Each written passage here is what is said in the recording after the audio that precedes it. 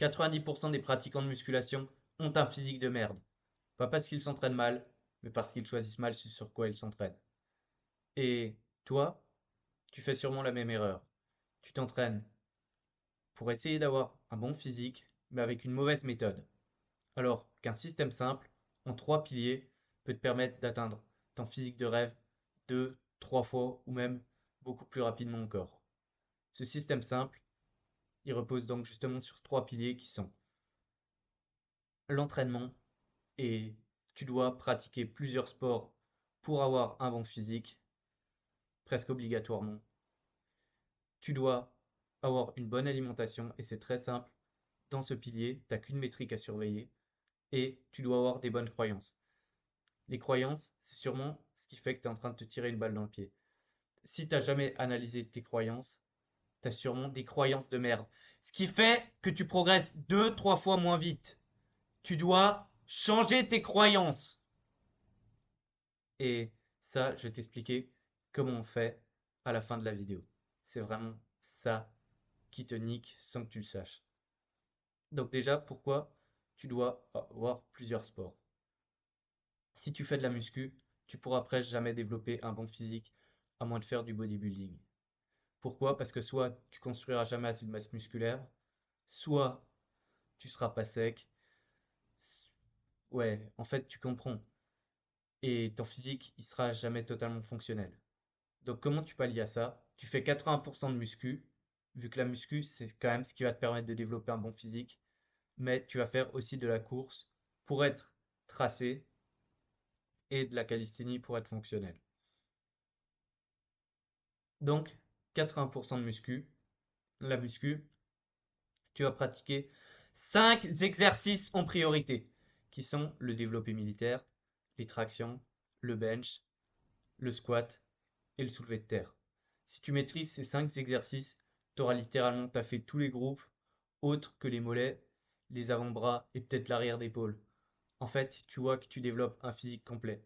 Mais surtout, tu ne créeras jamais de masse musculaire avec des exos qui sont vraiment légers.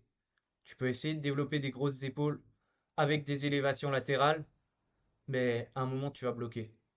Concentre-toi uniquement sur ces 5 exercices et ça va te permettre de pouvoir développer un physique vraiment complet. Maintenant, tu galères peut-être à prendre en masse et ça va vraiment t'aider, mais tu galères aussi sûrement à avoir des abdos en béton. Et pour ça, déjà, faut que tu sois sec. Pour ça, justement, c'est la course qui va t'aider. Donc déjà, fais du sprint. Honnêtement, pour créer de la masse musculaire, c'est aussi vraiment bien. Et c'est aussi bien pour les hormones. Mais surtout, fais du demi-fond. Ça va donner un signal à ton corps et ton taux de masse grasse va vraiment chuter. T'as beau être musclé, si t'as de la graisse, t'auras toujours un physique de merde. Et c'est ce que 80% des pratiquants de musculation oublient. Et finalement, tu dois aussi faire de la calisthénie. Faire de la calisthénie, c'est vraiment ça qui va donner une impression de dureté à ton physique. C'est vraiment ça qui va le transformer. Vu que tu peux faire de la musculation et être sec, mais tu auras toujours cette impression de ne pas avoir un physique dur, de ne pas avoir un physique compact. Et ça, bah, c'est apporté par la calisthénie. Combien de fois t'as entraîné tes abdos à la salle? Dis-le moi. Bon, déjà, si tu les as jamais entraînés, t'es hors concours et tu sais que tu fais de la merde. Mais si tu les as entraînés sur des machines à crunch, essaye de faire un V-sit maintenant. Je te mets au défi maintenant de faire un V-sit. Et tu n'y arriveras pas. Pourquoi? Parce que tu fais pas de calisthénie. Des mouvements comme le dragon flag, comme le V-sit, c'est ça ce qui vont donner de la dureté à ton physique. Et ensuite, des mouvements avancés comme le front lever, le back lever, tu peux commencer à essayer de taper des drapeaux. C'est ça ce qui va te donner un physique de Dieu. En gros, tu dois avoir une bonne fonctionnalité et tu dois être bas en masse grasse.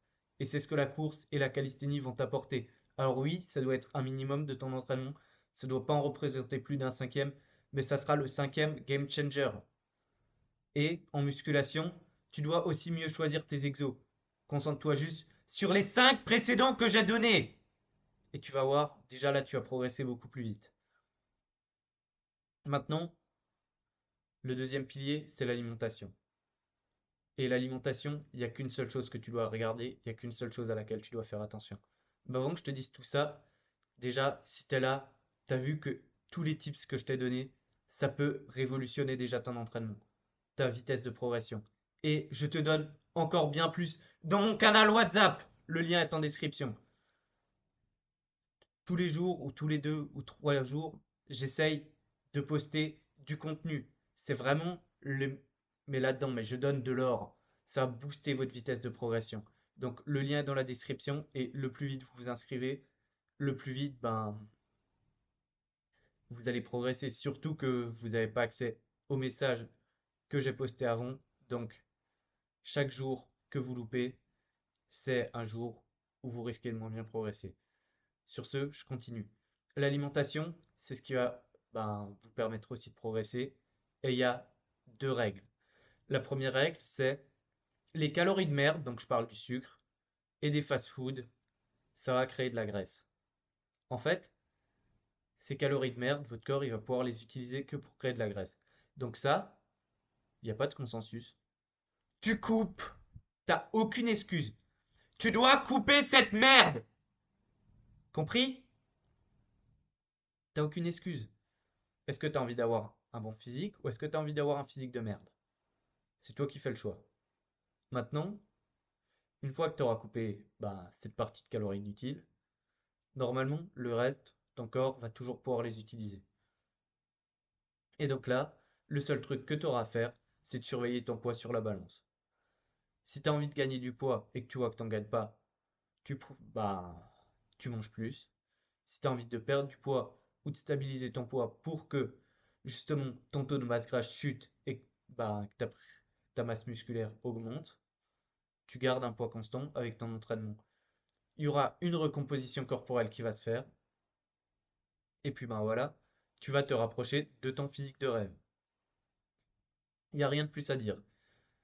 La nutrition, vous surveillez seulement ce que vous mangez, donc pas de merde.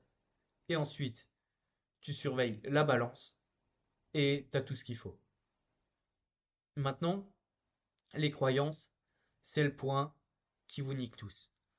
Tu vas à la salle, tu te dis, je suis faible, et ensuite tu te demandes pourquoi t'es pas fort. Mec, les croyances, ça a plus d'impact que les stéroïdes.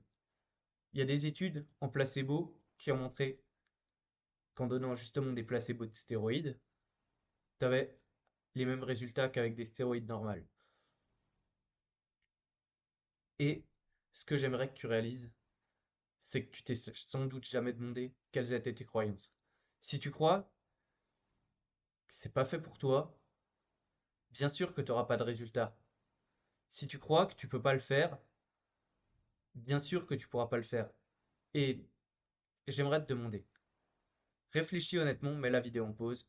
Quand est-ce que c'est la dernière fois que tu as passé un record, un PB, alors que tu pensais que tu pouvais pas le faire, mais que tu en étais vraiment convaincu? Ça n'arrive pas souvent, hein.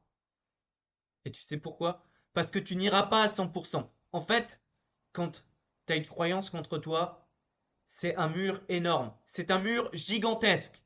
Et tu ne pourras presque rien faire. Donc, tu vas devoir juste lister toutes tes croyances, les répertorier, les changer. Et ça, déjà, répertorie-les.